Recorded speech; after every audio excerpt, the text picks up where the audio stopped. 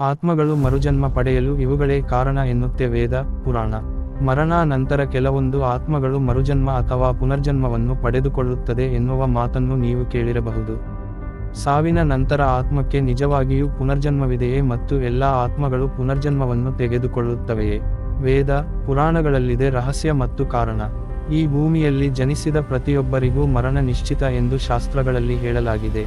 ದೇವರುಗಳು, ಮನುಷ್ಯರು, ಪ್ರಾಣಿಗಳು, ಪಕ್ಷಿಗಳು ಎಲ್ಲರಿಗೂ ಸಾವು ಖಚಿತ. ಸಾವು ಮತ್ತು ಸಾವಿನ ನಂತರ ಪುನರ್ಜನ್ಮದ ಬಗ್ಗೆ ನಾವು ಆಗಾಗ್ಗೆ ಕೇಳುತ್ತೇವೆ. ಆದರೆ ಸಾವಿನ ನಂತರ ಆತ್ಮಕ್ಕೆ ನಿಜವಾಗಿಯೂ ಪುನರ್ಜನ್ಮವಿದೆಯೇ ಮತ್ತು ಎಲ್ಲಾ ಆತ್ಮಗಳು ಪುನರ್ಜನ್ಮವನ್ನು ತೆಗೆದುಕೊಳ್ಳುತ್ತವೆಯೇ? ಸಾವಿನ ನಂತರ ಆತ್ಮದ ಪುನರ್ಜನ್ಮದ ರಹಸ್ಯ ಮತ್ತು ಕಾರಣಗಳ ಬಗ್ಗೆ ನಾವಿಲ್ಲಿ ತಿಳಿದುಕೊಳ್ಳೋಣ. ವೇದಗಳು ಮತ್ತು ಪುರಾಣಗಳು ಪುನರ್ಜನ್ಮದ ಬಗ್ಗೆ ಏನನ್ನು ಹೇಳುತ್ತವೆ? ಪೌರಾಣಿಕ ವೇದವಾದ ಯಜುರ್ವೇದದ ಷಟ್ಪಥ್ ಬ್ರಾಹ್ಮಣದಲ್ಲಿ ಸಾವಿನ ನಂತರ ಆತ್ಮದ ಪುನರ್ಜನ್ಮವನ್ನು ವಿವರವಾಗಿ ವಿವರಿಸಲಾಗಿದೆ. ಒಂದು ಕ್ಷಣ ಅಥವಾ ಗರಿಷ್ಠ 30 ಸೆಕೆಂಡುಗಳಿಗಿಂತ ಕಡಿಮೆ ಅವಧಿಯಲ್ಲಿ ಆತ್ಮವು ದೇಹವನ್ನು ತೊರೆದು ಮತ್ತೊಂದು ದೇಹವನ್ನು ಪಡೆದುಕೊಳ್ಳುತ್ತದೆ ಎಂದು ಉಪನಿಷತ್ತುಗಳಲ್ಲಿ ಹೇಳಲಾಗಿದೆ.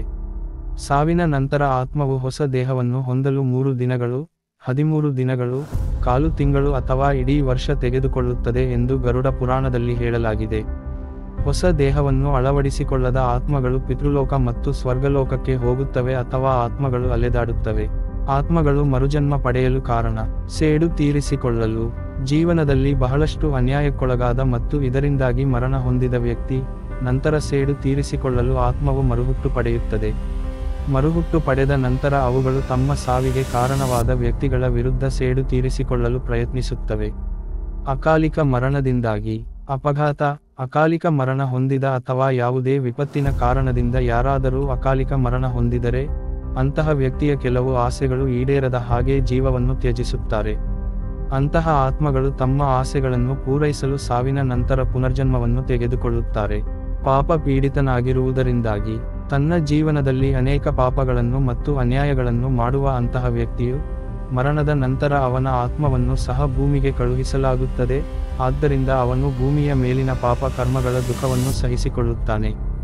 ಒಳ್ಳೆಯ ಕಾರ್ಯಗಳನ್ನು ಆನಂದಿಸಲು. ತನ್ನ ಜೀವನದಲ್ಲಿ ಯಾವಾಗಲೂ ಒಳ್ಳೆಯ ಕಾರ್ಯಗಳನ್ನು ಮಾಡುವ ವ್ಯಕ್ತಿ ಅವನ ಆತ್ಮವು ಮರಣದ ನಂತರ ಪುನರ್ಜನ್ಮವನ್ನು ಪಡೆಯುತ್ತದೆ. ಅಂತಹ ಆತ್ಮಗಳು ಪುಣ್ಯದ ಫಲವನ್ನು ಅನುಭವಿಸಲು ಜನ್ಮ ತೆಗೆದುಕೊಳ್ಳುತ್ತವೆ. ವೇದ, ಪುರಾಣಗಳಲ್ಲಿ ಉಲ್ಲೇಖಿಸಲಾಗಿದೆ. ಅಪೂರ್ಣವಾದ ಸಾಧನೆಯನ್ನು ಪೂರ್ಣಗೊಳಿಸಲು. ಒಬ್ಬ ವ್ಯಕ್ತಿಯು ತಾನು ಅಂದುಕೊಂಡಿದ್ದನ್ನು ಸಾಧಿಸುವ ಮುನ್ನವೇ ಸಾಯುತ್ತಾನೆ. ಅಂತಹ ಪರಿಸ್ಥಿತಿಯಲ್ಲಿ ಅವರ ಕೆಲವು ತಪಸ್ಸು, ಧ್ಯಾನ ಅಥವಾ ಬಯಕೆಗಳು ಈಡೇರುವುದಿಲ್ಲ. ಇವುಗಳನ್ನು ಪೂರೈಸಲು ಅಂತಹ ಆತ್ಮಗಳು ಸಾವಿನ ನಂತರ ಪುನರ್ಜನ್ಮವನ್ನು ತೆಗೆದುಕೊಳ್ಳುತ್ತವೆ ಎಂದು ವೇದ, ಪುರಾಣಗಳು ಹೇಳುತ್ತವೆ.